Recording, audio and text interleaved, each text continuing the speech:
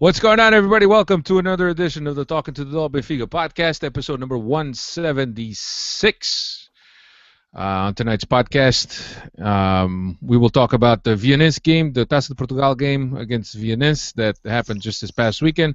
We'll also look ahead to tomorrow's game, Champions League match day 3 against Galatasaray in Turkey. And we will finish up the pod by looking at the derby that also comes up this weekend. The big game this weekend for Benfica against their former coach. Anyway, with me tonight, and I apologize for taking a week off last week, but I didn't feel that we had much to talk about. But Steve Santos is here, and he's ready to talk.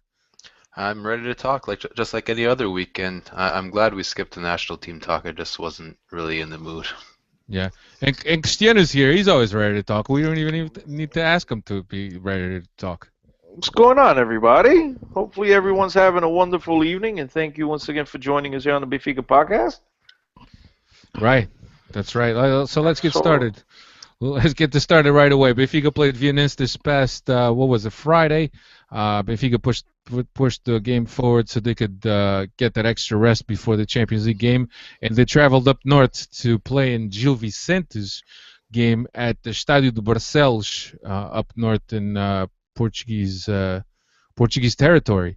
I'll give you the lineup real quick. Júlio César, Silvio was on the right in the absence of the injured Nelson Smith. Luizão and Jardel were in the middle. Eliseu was on the left, as it's usual. In the middle, Feza and Pizzi. And on the right wing, Carcela. And on the left wing, Nuno Santos up front, Talisca and Mitroglou. So, Steve, nothing here. I think the ball actually predicted this lineup. Yeah, they nailed it, which, I don't know. Doesn't happen often. No, it doesn't happen often, and it's a little bit worrisome that they were able to nail it, even down to Mitroglou, who played midweek, if I remember right, for Greece, and I was not expecting him to show up at all, at least not to start, but yeah, they got that one right.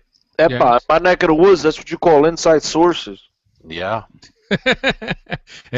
But not everybody's as privileged as you, Cristiano. No, epa. Well, obviously a baller word, so great job by them. I guess so. Yeah.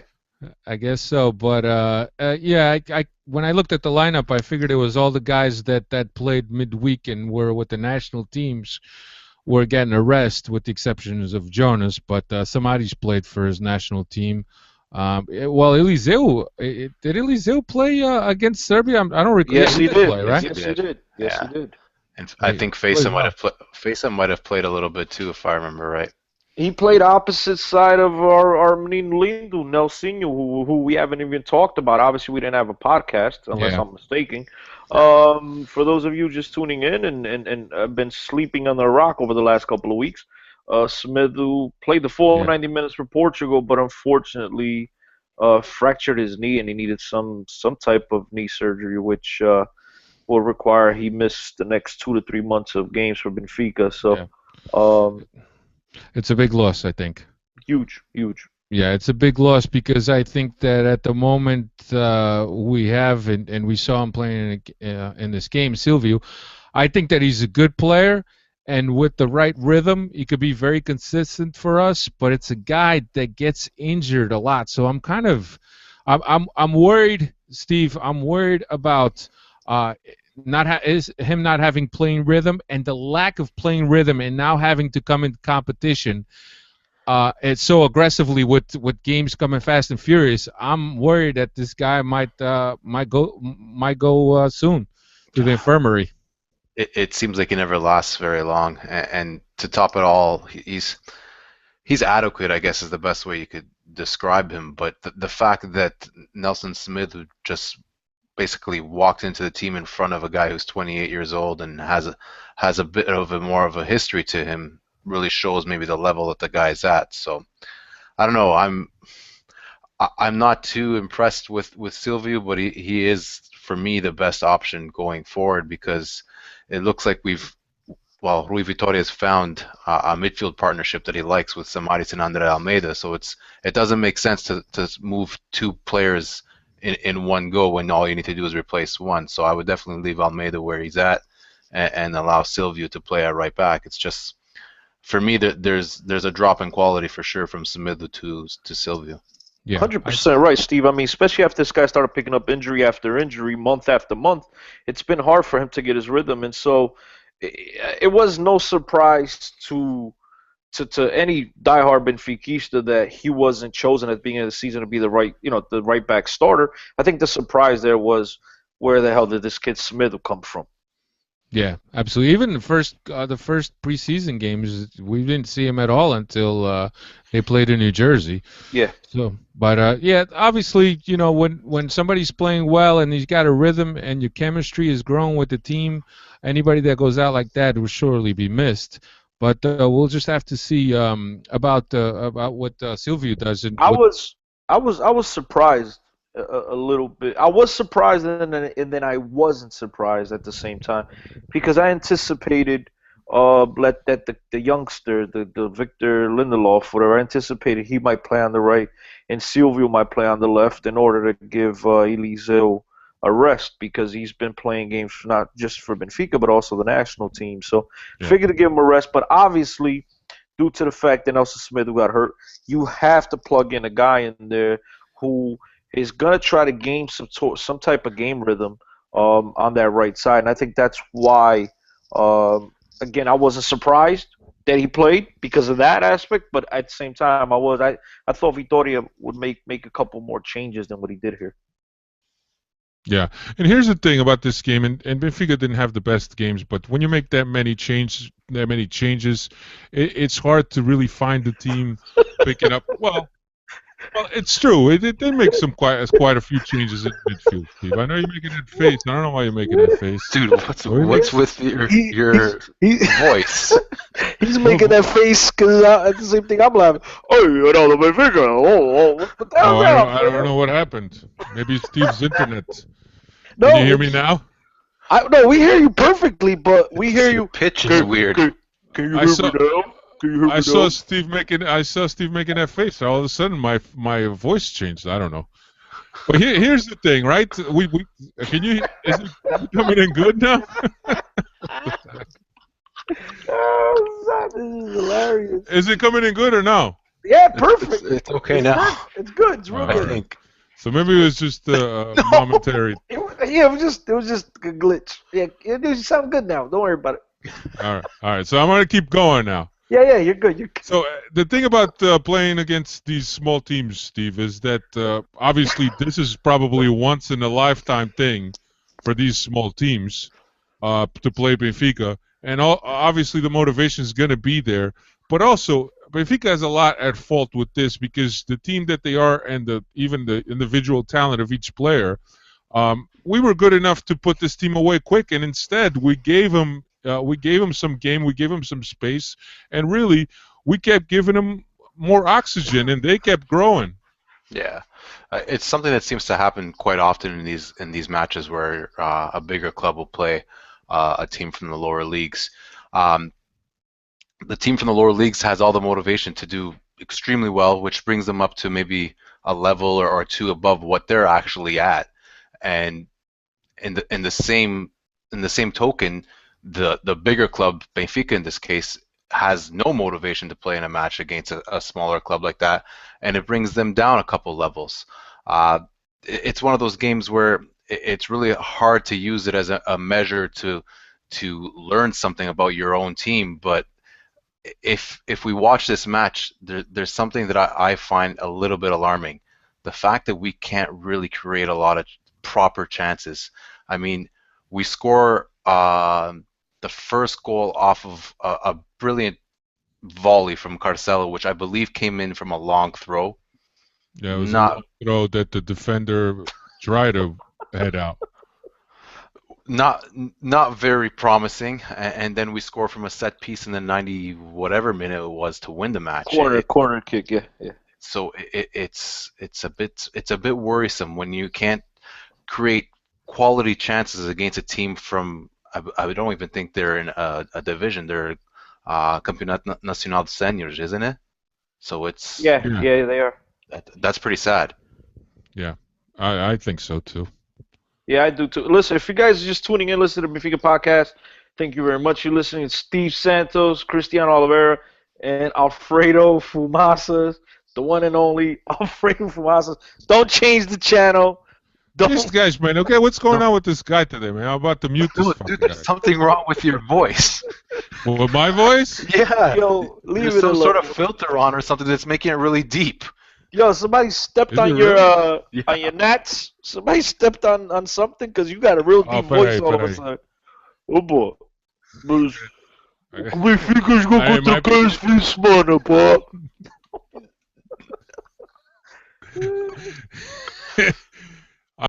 You sound great, bro. Don't worry. But when you listen to it, when you edit back, when you play it back, give us your thoughts. But is it happening a lot or no? No, is it not happening at a all. lot? No, or was it just no. at one time? No, it's still happening now. Leave him alone. So yeah, Benfica really didn't create many chances. You know, one guy that I'm ready to give up on, guys, and I know Alfredo and I have touched on this multiple times, but I just see him week after week playing, man. You guys, he falha, real clear chances in front of goal. He doesn't do much of anything, and that's Pizzi, bro. Pizzi. I'm just fed up with him. And Talisca is another guy, man. Talisca. Let me ask you guys a question, because I saw the replay multiple times. He was offsides, 30 seconds into the game when he missed that one-on-one opportunity with the goalkeeper? That was offsides. I don't think he was offsides. I don't think he was. I don't know. It's funny you mentioned Pizzi. We've been saying that all for a season and a half now, that he's just not good enough to be the number 8 at Benfica. I think if you look back at the fact that we won the league last year with him playing number 8 quite a bit, it's just a compliment to, as much as I don't want to say it, Mr. Jesus and the players around him, because he's not of the quality that you would require usually to win a league. So it's a bit scary at times. Yeah, I don't. Vitória. As far as giving guys opportunities, I gotta say, not a lot of these guys took advantage of the opportunity that they were given. I know Carcela scored, but maybe his lack of defending is not impressing Vitória. It's funny. There's a lot of talent there. I read a piece on a blog called Gordo Via Beliza, and he basically mentions all the guys who didn't really get to play much, didn't really surprise anybody. They didn't do anything out of the norm. I mean, you watch Carcela and you know this kid is talented, but there's something there, whether it's lack of ambition or dedication, maybe he trains poorly, but he doesn't look like he's going to reach the next level. I mean, if he had a little bit of both, I don't think Guedes would be starting week in, week out, because there's ability in the feet of Carcela. There's no way around it, but there's that little bit of something extra that's missing. Steve, what did I tell you? You and Alfredo both sitting at BMO up in Toronto, in your hometown, when we had the privilege of watching Benfica play live in the first preseason game in the North American tour. What did I tell you as soon as I laid eyes on this guy? I said, he's got a beautiful left foot, which we finally seen him put to work this past week and on Friday. Okay. But it looked like to me he needs someone to light a firecracker in his ass, because he looks like he has no type of motivation. He's just going through the motions. And yes, this past week he improved, but to me it's not enough to start him just yet, based on the fact that he scored a beautiful goal. It takes a lot of talent to turn and place it and get it on goal in the whole nine. It was a beautiful finish by him, but it just seems like he's lackadaisical. And I mean, we went through this at the beginning of the season with Ola John, with Victor Andrade. Carcela got a couple minutes, but he was at left back, I believe, against Soroka and Aveiro. And then when Guedes finally came in, and it's not a knock on Guedes, but at the time, no one really wanted that right midfield position. No one grabbed it by the horns. And I think it was there for this guy to grab, but he looks like he doesn't care. I think that he lacks a little bit of intensity. I mean, he's used to playing at leagues that are known for lacking intensity, and I just think that he lacks some of that. And also his defending. I was also unimpressed by Nunes Santos. I thought they would have grabbed the opportunity a little more.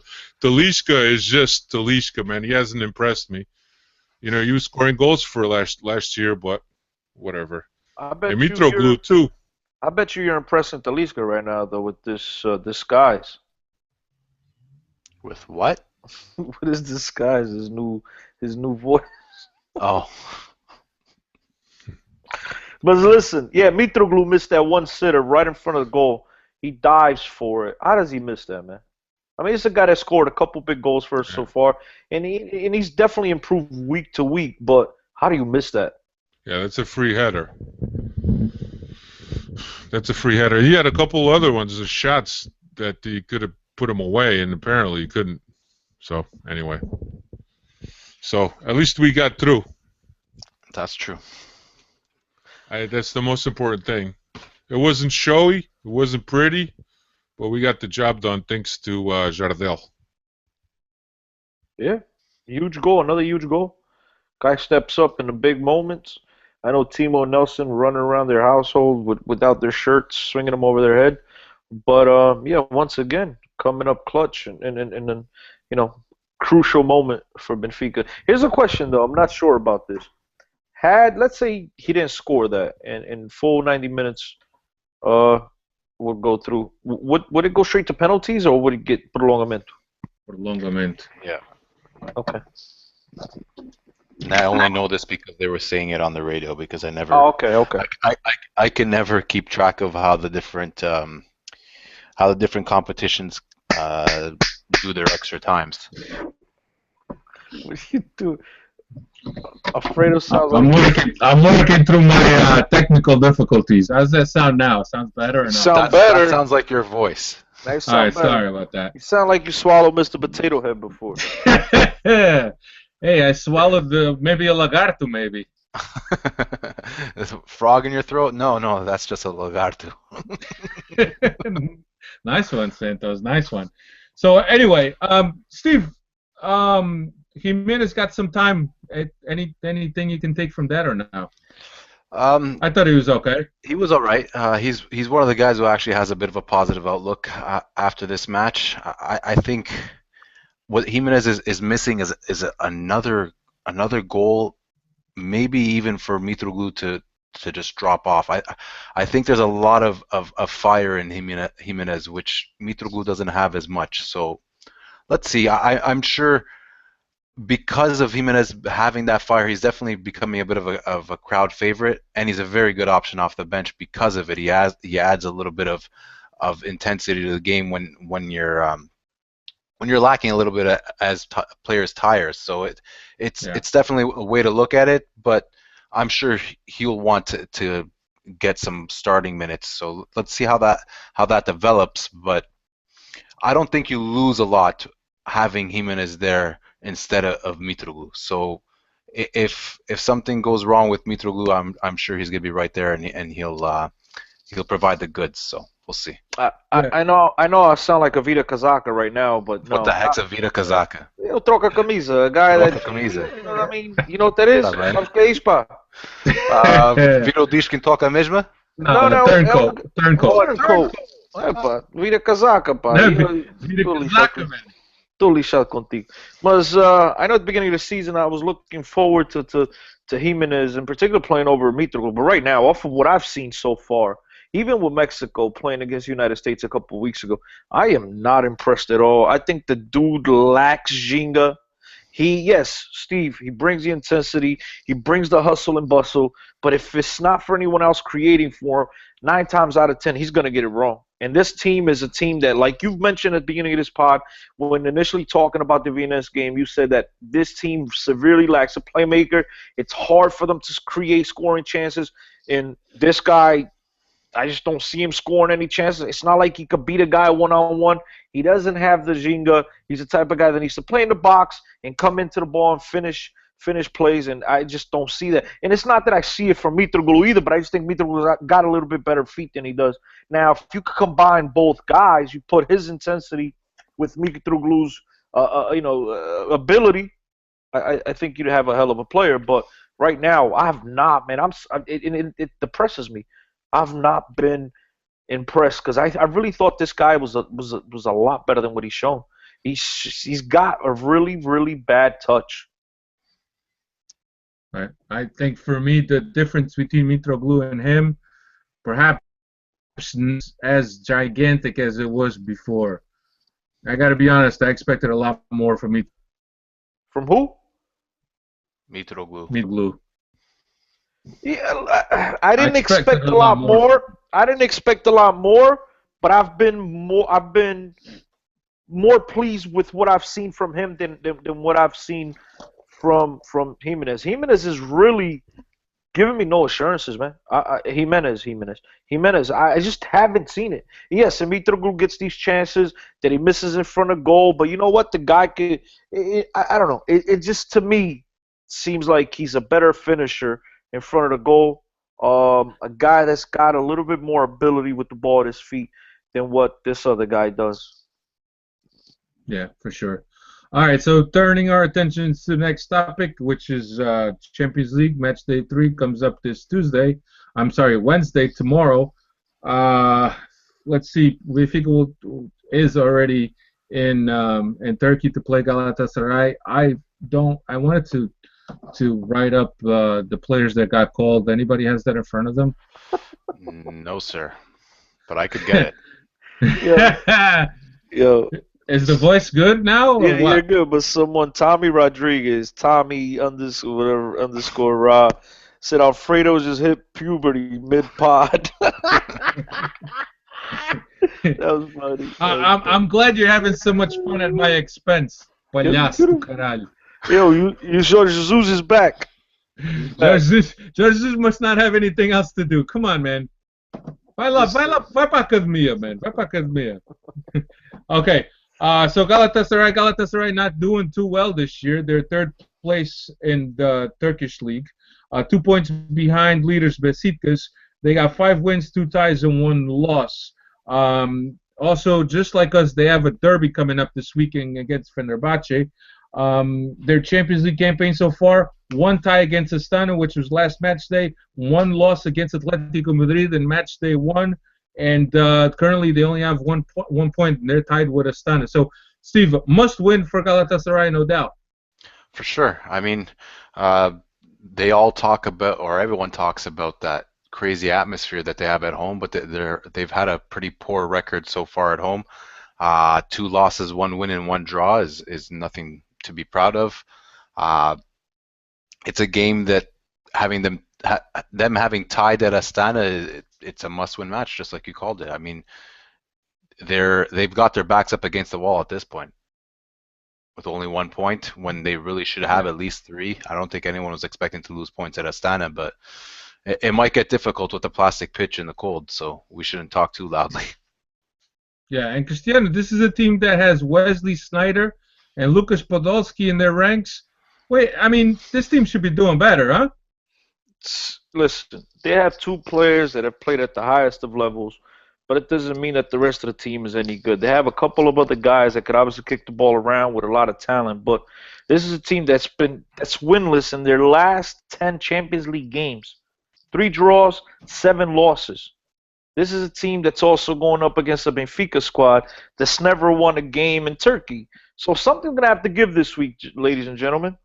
Something's really going to have to give. If we win in Turkey, it's going to be the first time we've ever won 3 consecutive matches in the Champions League group stage. So, well, right now we already set a Benfica record. It's the first time we've won the first 2 opening matches of the Champions League stage. So anything after this is cherry on top. The modern era Champions League. Modern era Champions League. Yes. Champions League. Champions League. Not European Cup.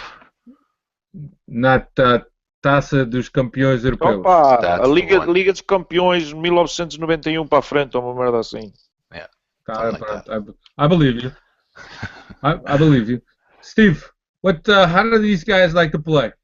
They'll show up in a 4-2-3-1, similar shape to us. Schneider and the role similar to what Jonas is playing for us now.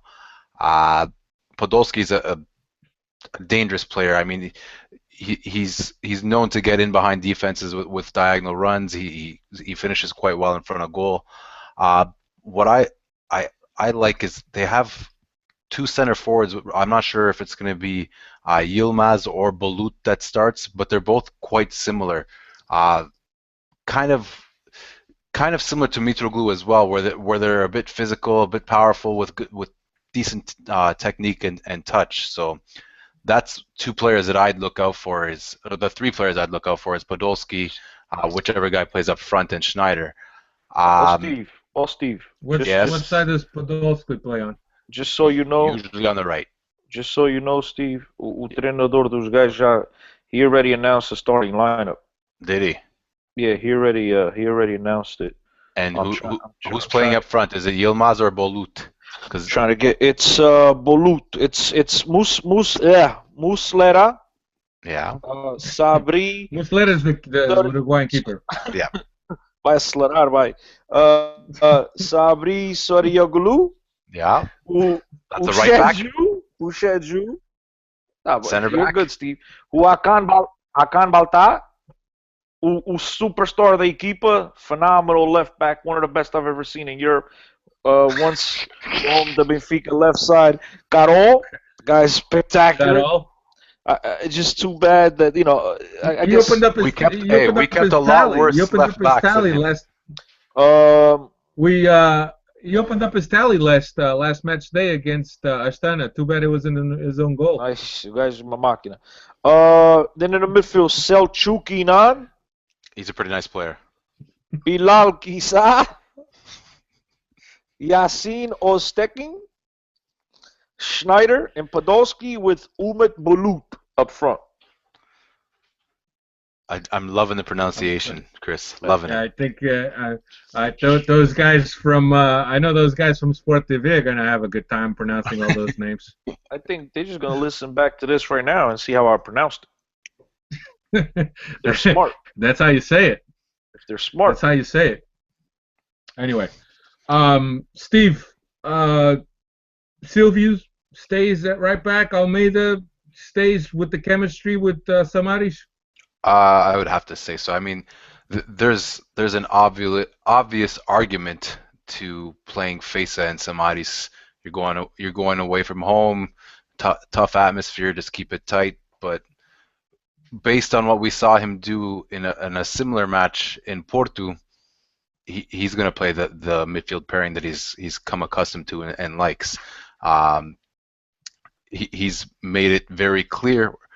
When I say he, I'm talking about Rui Vitória. He's made it very clear that he's only focusing on the match that's next, which is against Galatasaray. No players will be rested, and that he says that Benfica has a European tradition that they have to keep, which is a sly dig that we know very well is towards Jorge Jesus. So we'll have to go with that. I'm pretty sure it's going to be the 11 that we're all expecting, with Silvio on the right, Luizão Jardel and Eliseu, Samaris Almeida, Gaetan and Guedes with Jonas and Mitroglou. Yep, Jimenez in there. Yeah, no, I doubt it. UEFA.com actually projects Jimenez to start, but I think you will get Mitroglou back in there, unless he's trying to rest him for Saturday or Sunday, whenever the derby is. Christina, here's a question for you. Fala. With the derby coming up next, and with Benfica already having 6 points in group stage, any chance that Benfica looks past this game for the derby? Absolutely not. Benfica has the obligation to go out there and try to get all 3 points, because if they do lock up the 3 points, more likely than not, they will come out of this group and finally advance from the group stage, man. They absolutely need to put all their eggs in this one basket and go for it, and worry about the Sporting game when the Sporting game arrives, because like many people say, the most important game is the game right in front of you, and that's the game in front of us right now is Galatasaray. Yeah, absolutely. I agree with that, but there's always that subconscious in the players' minds. I know that probably Rui Vitória has already warned them that you can't look past this game. And I think we have a fairly good group of professionals and leadership in the locker room that they're all thinking of the game that's ahead. But you never know. That's always something that Opa, I agree that with you, plays. but this is not a Taça de Cerveja game. This is a Champions League game. The atmosphere, say what you want about the club, the atmosphere will absolutely be buzzing. You'll have plenty of those beautiful red lights, the flares that Steve so much loves. Okay? If you can't get up for this game tomorrow, I don't know what's wrong with you, bro. You just don't belong on a soccer field. If you can't get up, you better put on the alarm. No, because I think once they step out into that field, this crowd will be very, very, very loud. Trust me. Even if you're sleeping, you'll wake your ass right up. Yeah. Yeah, and speaking of flares, before we go on to the next topic, UEFA handed down a 2-year probationary period for Benfica, with the sentence being next time there's a similar incident in a Benfica game, Benfica will play a game behind closed doors. So the sentence has been handed, but it's a suspended sentence, or parole, if you may. So Benfica right now has got 2 years that they'll need to watch out, and I think that the club needs to take measures. The club has also put a freeze on the sale of tickets for the Champions League home games against Galatasaray and Atletico Madrid, and I guess they're trying to put together some kind of a strategy on what they're going to do as far as controlling some of these guys that go into the stadium with the pyros. So we'll see what happens in that aspect, but I'm glad that UEFA was a little bit lenient towards Benfica. What do you guys think about that, Steve? Steve? You think this sanction was fair, or you think this was a little bit heavy-handed? I'd have to really look at what other clubs have been punished for similar things to say if it's fair or not. I'll have to tell you one thing. I'm really glad that they aren't playing behind closed doors because of it, because I thought that was a little bit harsh. But hey, it's only one more strike towards that. So. Yeah, absolutely. All right. Anything else you guys want to add on to the Galatasaray? Yeah, I think that the 11 was very similar. I was just throughout this whole situation, I was feeling bad for our man Pedji. I mean, the guy's going out to Portugal, traveling from Australia, Kangaroo Land, to watch Benfica play in the Champions League. And could you imagine Eddie gone there and can't get in because Benfica has to play a game behind closed doors? That'd be terrible. Well, he's going to the Derby this weekend. Or he's going to that too, but I believe he wants to go to the Champions League game as well. Yeah, absolutely. I think you're right. Absolutely, yeah. I will, God willing, I will be over at the Galatasaray home game also. Lucky bugger. So I have plans to do that. So hopefully we'll get together with Pedji out there with the open doors. All right, we're going to take a short break here. For Nelson's halftime headlines, we'll be back shortly. And I think the frog is gone. Thank God. Be right back. All right, we're back for the second half of the Benfica podcast number 176. Great Cristiano job, Oliveira, Nelson. Steve Santos, Alfredo Fumaças with you tonight. Sorry about my technical difficulties earlier, and Cristiano, thanks for laughing at me. Let's move. Let's move on to next topic, which is the big derby that comes up this Sunday. I don't have local time, but I know it's Sunday for sure. It's 5 p.m. in Portugal. Cristiano, I'll start with you. Much bigger game than the Supertaça. Oh, without a doubt. Without a shadow of a doubt. Benfica is going to look forward to getting the 3 points. Like I say, I know I repeat myself over and over, ladies and gentlemen, but to me, I don't see any other outcomes besides wins. So to me, the 3 points are crucial.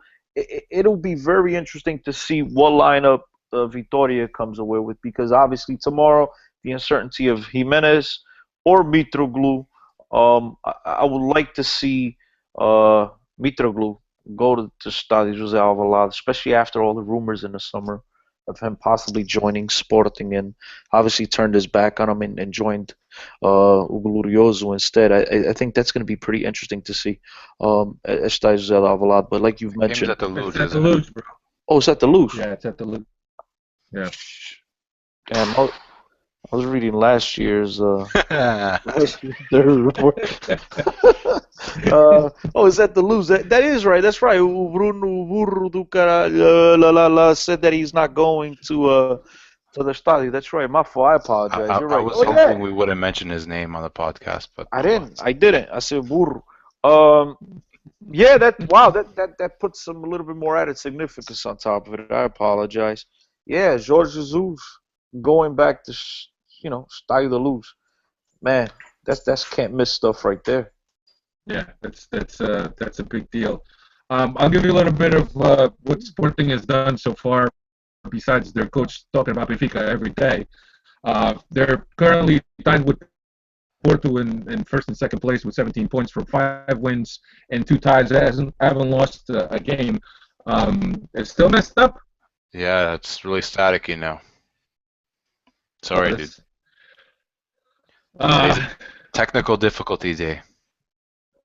Yeah, I should have restarted my laptop before I started this. Last 10 between the two teams, 5 wins for Benfica, 2 losses and 3 ties. Last 10, actually, last loss at the Luz by Benfica against Sporting, you would have to go back to 2005-2006 season. So that's quite a few years back that you'd have to go back to find the result. I think Sporting beat Benfica 3-1 that year, the 2005-2006 season. So there you have it. Steve, knowing how JJ approaches big games, what are you expecting from him? I think that's the most interesting thing that we're going to see. Does JJ have the confidence that he knows the Benfica side well enough that he'll play a more proactive side, a more proactive strategy than what he's been playing in the bigger games away with us last year and the year before that? Or will he play a little bit more pragmatically and kind of sit back and try to catch us on the break? I mean, if there's any doubt, it's all on JJ's side, or if there's any bit of uncertainty, it's all from Sporting, because we know we're at home. It's a game that we're going to go out and try to win from the get-go. It's going to be an attacking lineup, or an attacking, let's say, approach, but Sporting might come there with some slightly different ideas. It really depends. Does JJ really feel he has the upper hand in this situation, given his history, and given we all know JJ will probably think that he's a better coach than Vitória, so he'll probably think that he could outsmart him. So we'll see. My guess is something a little bit in between. He's going to wait for his moments, but he will really push everybody forward when he can. I'd expect to see probably João Mario play on the right to make like a third man in midfield when needed, but still stick with a 4-4-2 outside of that. But we'll have to keep an eye on it. I think one of the most interesting things that we'll see in this match is the way that JJ approaches it. I think on Benfica's side, it's really set in stone what we're going to go out there and do. I agree with you 1,000%. Yeah. The key question here is, what JJ are we going to see come this weekend? Is it going to be the JJ that most Benfiquistas complained about every time we went out to play Sporting and play Porto, which was play on a counter, play defensive, try to give possession away and let the other team have the ball and just clog up the spots and do everything correctly defensively and then catch them sleeping and scoring? If he does that, I think Benfica got the game in hand, because I do think that Benfica have Jonas, a guy that I think will absolutely tear up their 2 center backs, and a guy that, like I've mentioned many times, could absolutely create on his own. So I'm very interested to see what formation or what tactics this guy comes up this weekend. Yeah, and Cristiano, here's one for you also. Right on the run up to the Super Cup, JJ said that the team that Rui Vitória had set up was actually his team, And with the lineup that Vitória has been playing these past few games, it's quite a different team than JJ's team. Yeah, yeah, absolutely. I think now Vitoria's had a chance to see these guys practice week in, week out. He knows what their tendencies are. He knows what their strengths are. And at the time, I think not just JJ talking all that trash got into to Vitoria's head, but also he comes in and Mitroglou gets there a couple of days earlier. The guy's playing, a guy that didn't even know the system, doesn't know Portuguese soccer, was still very unfamiliar with the rest of his teammates. It seemed like a panic moment at the time for Vitoria. So I think right now he's a lot more comfortable. Obviously, he's gone out on the road and won at Atletico Madrid. So that definitely leaves him a lot more comfort. Now it all depends what happens tomorrow. If Benfica come away with a very good game tomorrow and the 3 points away, I think he'll go in with not as much pressure on him. If Benfica drops the game tomorrow, I think that would automatically throw the pressure right back onto Vitoria's shoulders over this weekend. Yeah, Steve, you feel that way? I think regardless, playing at home versus Jesus versus the big rival that Sporting is, plus all this crap that I would really rather not mention that's been in the media lately, I think there's a lot of pressure regardless whether we win or lose versus Galatasaray tomorrow.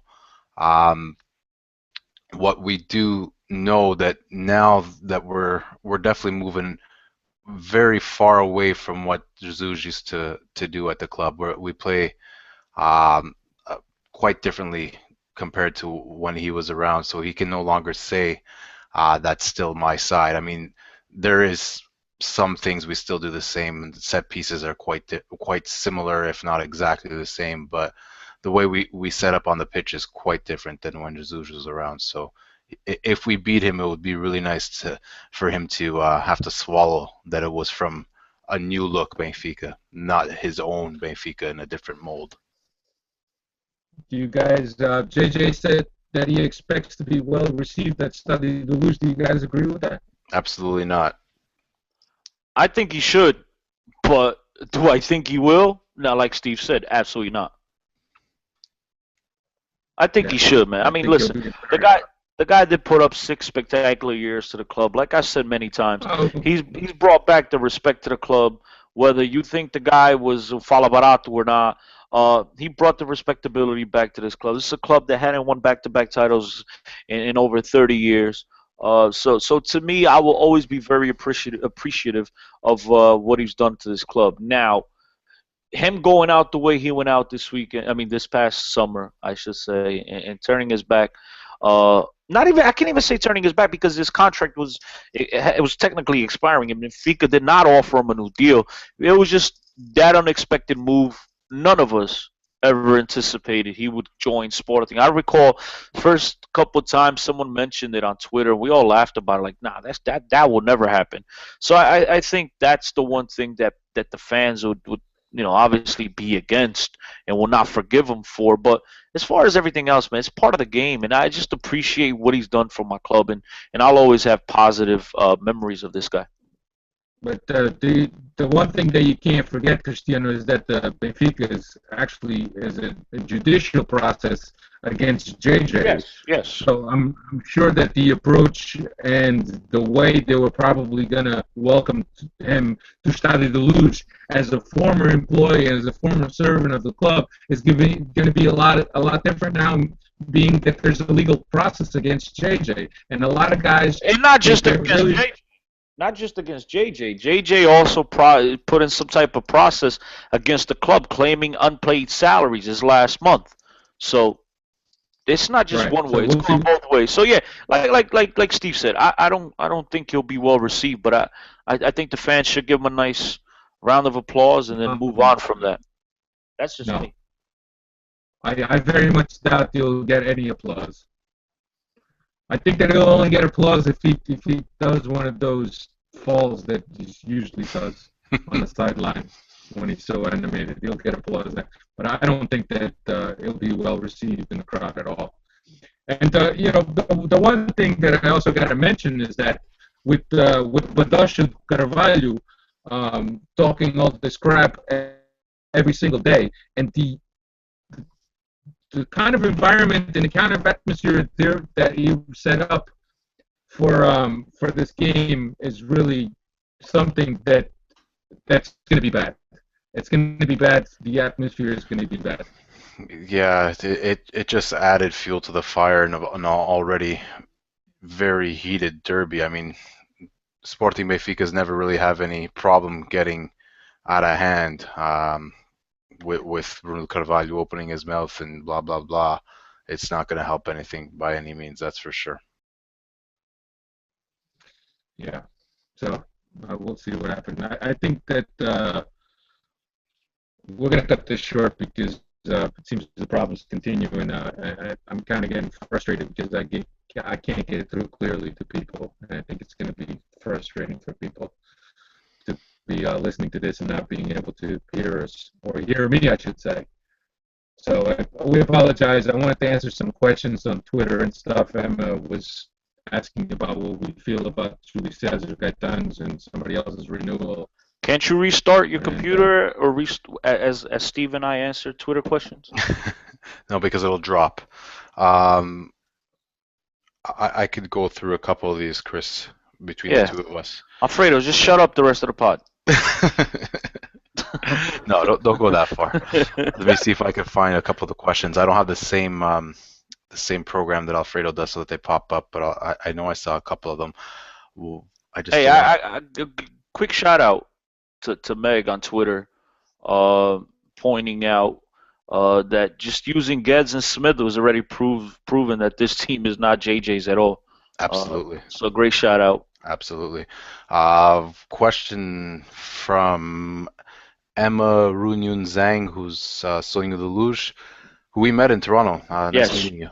Yes. What do you guys think about the potential renewals of Julio Cesar, Jardel, and Gaetan? I'm pretty sure we'll see all three of them renew. What's there to think? There's not a thing there. You just do it. Give them a blank check and say whatever you guys want, just stay. But unfortunately, not sure about Gaetan staying past this season. I'm pretty sure the other two will stay, but not sure about him. I still think that we'll give him a new contract with a little bit more money, maybe even work out something with his release clause. If it has to come down a little bit so that we could sell him and he could try a different pastures, it might happen. We'll see. I think that's a possibility. There was another one here. I think it was from Meg as well. Just let me scroll up and try to find it. There's one from Diogo Reis. Diogo Reis, I missed that one. See? Hold on. You want to try reading it off? While you're on about disappointing players, can you believe Juricic is still on the squad? What are SLB's intentions for him? I think both him and Cristante are in the same boat, where if it was based on just raw footballing ability, we would see them week in, week out. But there's more to this game than just having good feet and technique.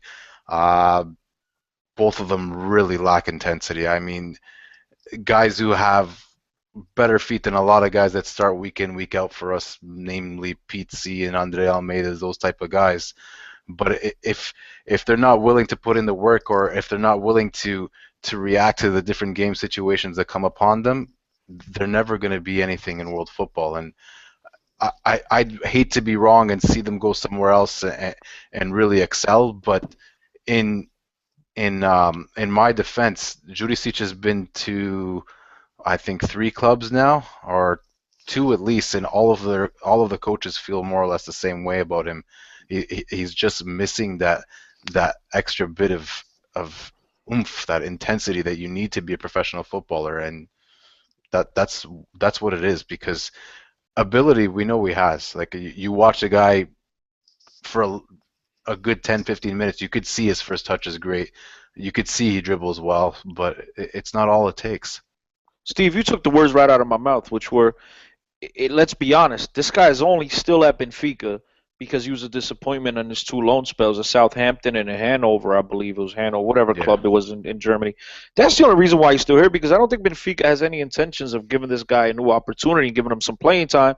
But unfortunately, fortunately, the chance that he had to impress outside, he floundered it away. So I think that's the only reason why he's still here. I do like him. I do like his ability, but like Steve's mentioned, just hasn't put it together yet. He was at Germany's Mainz. Mainz, yeah. That's Hanover, Mainz, same thing. St. Pauli. It's all the same. Mais que Steve, vai. Meg will we see Andre Almeida in place of Silvio? We already mentioned that. No. I don't think so. I'm pretty sure Almeida will stay in midfield. Yeah, I think it would be too much to mess up that midfield chemistry that took so long to find. Absolutely. And the rest there's quite a few jokes about Alfredo's voice this week. And that's it. That's about it. Guys. Opa, o Neil, man. O Neil fez perguntas, pá. Yeah, but what are Neil's comments? You want to find them? I'll respond Neil's to them. going back and forth. Yeah, Neil just bugs Neil's me going out. back and forth with that. So Jorge Jesus. Now, Neil bugs me out. Neil says, although Carcela scored a great goal versus Vianense, is he eligible for a spot on the main team? Neil, I don't know where you've been, but he's more than eligible. He played. He's been on the team. All right, Neil? No, but honestly, Eligible, but I don't think he gets a starting spot we mentioned earlier as well. We covered that. I think we're good. Neil, Gafanhoto, keep it up. Keep sending the questions. All right, Neil? All right, ladies and gents. Since Alfredo's voice is a little bit messed up this week, I'll try to plug everybody at the end of the pod for everyone. Steve, don't forget your friends with the book. My friends with the book, I will, when they have a something a little bit more concrete set up with their website and whatnot, I will plug them for sure. It's 2 friends of mine that are writing a book about the cuisines of northern Portugal, which sound like it's going to be quite interesting. About who? The cuisines of northern Portugal. Os cozinhos. You know, cuisine, man. Cozinha, pá. Cuisine, you know? Oh, tá. Food. Oh, tá bem. You can find Alfredo at Talking to the Doll, with D being the DA. 10CO10 for Cristiano Oliveira. Our Benfica podcast handle on Twitter is at Benfica Podcast. Don't forget to check out our good friends over at planetbenfica.co.uk. That's Alfredo's line, bro. You And cheated. if I forgot anybody, I am sorry. Peggy, have a great time in Portugal. We'll talk to you later. Send all See the you all next donations. week. Send all the donations to 10CO10. Don't hesitate. Don't be shy about it. Donations. Yeah, just to keep the pod going. We're trying to get Alfredo a new mic. And Steve needs new internet. Keep them coming, ladies and gentlemen. All right, guys. Over and out. See ya. I appreciate it. Sorry once again for the technical difficulties on my side. Hey. I promise to come back better than ever next year. Hey, dude, next week. Thanks for standing in for Alfredo today, man. You did a great job. Appreciate it. Alfredo will be back next week, ladies and gentlemen. Ciao. See you, everybody. Peace out. Later.